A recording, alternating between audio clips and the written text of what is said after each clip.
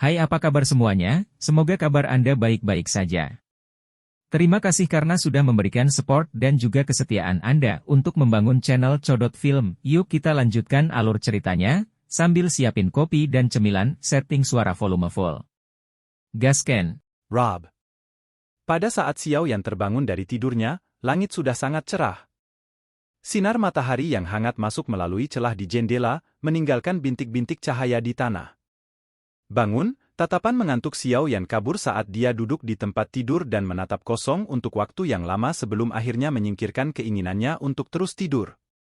Sambil menggelengkan kepalanya, dia dengan malas turun dari tempat tidur dan secara acak mencuci wajahnya. Tepat saat pencuciannya selesai, ketukan samar bergetar dari pintu. Ini ditambah dengan suara lembut dan lembut seorang wanita muda, Xiao Yan Gege, apakah kamu belum bangun? Mendengar suara ini, alis Xiao Yan berkedut.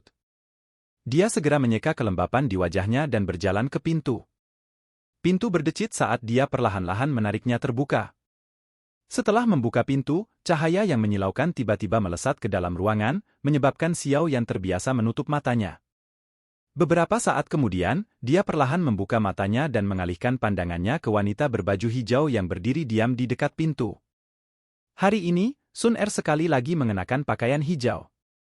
Pakaiannya yang sesuai cocok dengan kehalusannya yang seperti lotus, mendorong pria muda di ruangan itu untuk mengeluarkan pujian di dalam hatinya. Setelah secara acak memindai tubuh halus dan ramping Sun Er, tatapannya akhirnya mendarat di wajah kecil yang pucat dan indah. Alisnya tidak bisa membantu tetapi membentuk kerutan. Apa yang terjadi? Dengan mata besar yang menawan terfokus pada ekspresi Xiao Yan dan tidak menemukan apapun selain tuduhan. Sun Er segera menjawab sambil tersenyum, aku sedang tidak enak badan. Ini bukan masalah besar. Tidak enak badan? Alis Xiao Yan berkedut saat dia berjalan keluar ruangan. Setelah menutup pintu, telapak tangannya tiba-tiba meraih tangan kecil Sun Er. Douki yang lemah dan hangat di bawah kendali persepsi spiritualnya, perlahan beredar di tubuh Sun Er. Sesaat kemudian, Xiao Yan tanpa ekspresi mengambil doukinya dan menghela nafas di dalam hatinya. Tampaknya teknik rahasia yang digunakan Sun Er tadi malam sangat melelahkan. Di tubuhnya sekarang, hanya sedikit douki yang lemah yang mengalir. Jelas, ini adalah akibat dari penggunaan teknik rahasia.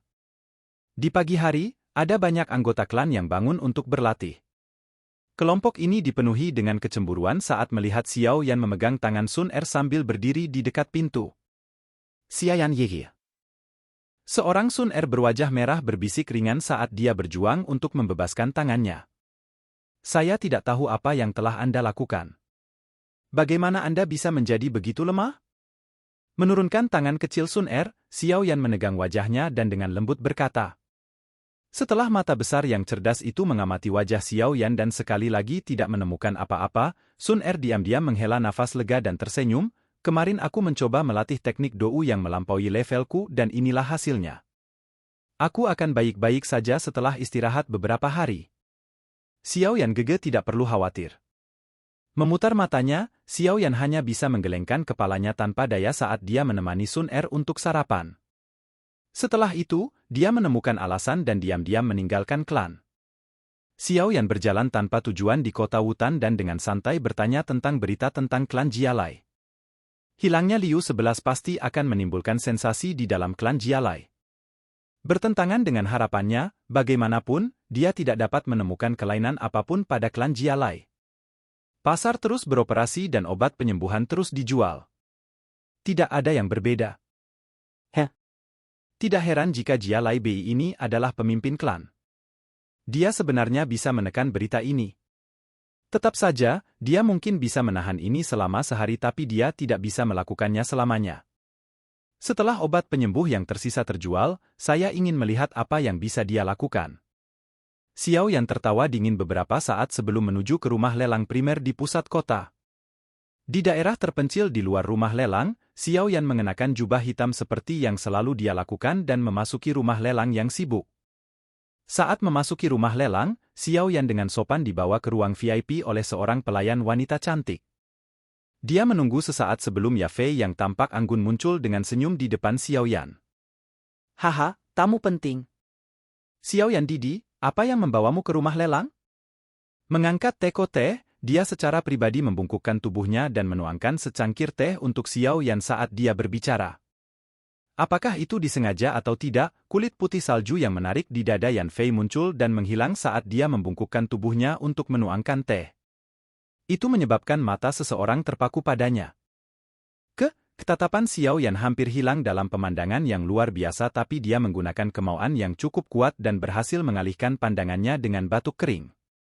Tatapannya tidak meninggalkan cangkir tehnya saat dia mengeluarkan cincin penyimpanan merah tua dari saku dadanya dan mengeluarkan 5 botol giok kecil darinya.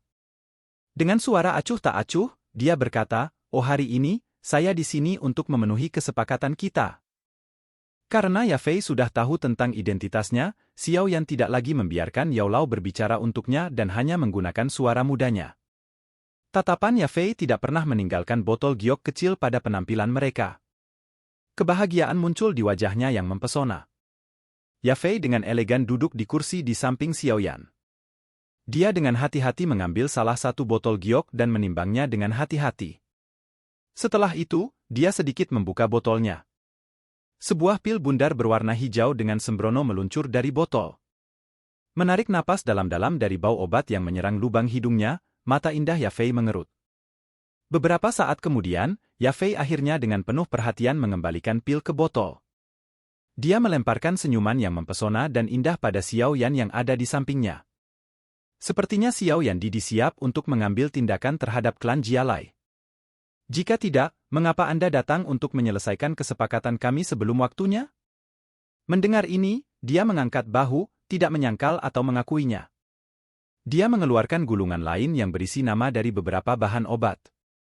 Bahan obat ini memiliki kemampuan untuk memulihkan kekuatan seseorang. Secara alami, ini disiapkan untuk Sun Er. Melihat wajahnya yang lemah dan pucat, Xiao Yan merasakan hatinya sakit. Menerima gulungan dari Xiao Yan, Ya Fei, yang memiliki sejumlah pengalaman seperti itu, mengetahui arti Xiao Yan. Tanpa kata-kata yang tidak perlu, dia terus memanggil seorang pelayan wanita dan membuatnya segera menyiapkan apa yang ada di daftar. Duduk di ruang VIP yang tenang, Xiao Yan, yang telah diam, tiba-tiba berkata, tampaknya klan Jialai telah pergi ke kota lain untuk mencari sumber bahan obat baru. Klan Jialai sekarang bekerja dengan pemasok obat di kota Telan, namun, harga bahan obat yang mereka beli dari sana 4 kali lebih mahal daripada di kota Wutan. Ya Fei mengangguk dan setuju sambil tersenyum. Untuk berpikir bahwa mereka bersedia. Dengan menggelengkan kepalanya, Xiao Yan melanjutkan sambil tersenyum. Dapatkah Anda memberi saya beberapa informasi tentang pengangkutan obat-obatan ini? Mendengar ini, tangan Ya Fei yang memegang cangkir teh bergetar. Matanya yang indah menatap pria muda di sampingnya dengan heran dan berkata, apa yang kamu rencanakan? Rampak.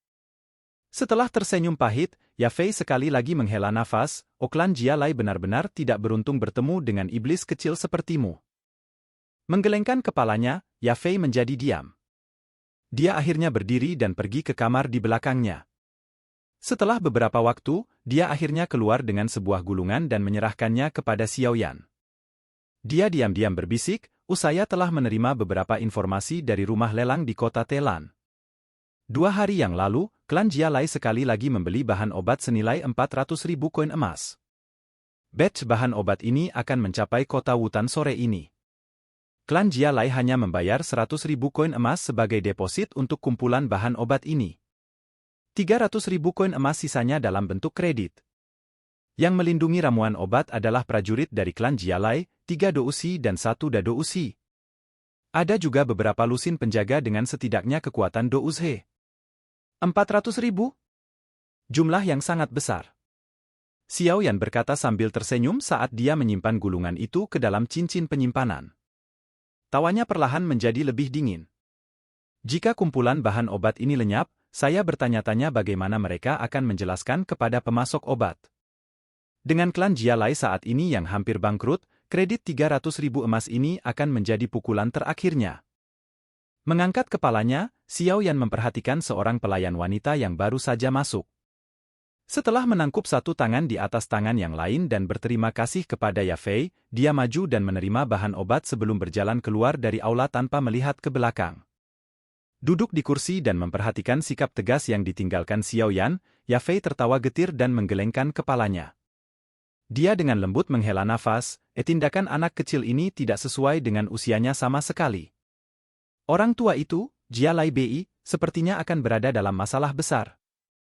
Silakan pergi ke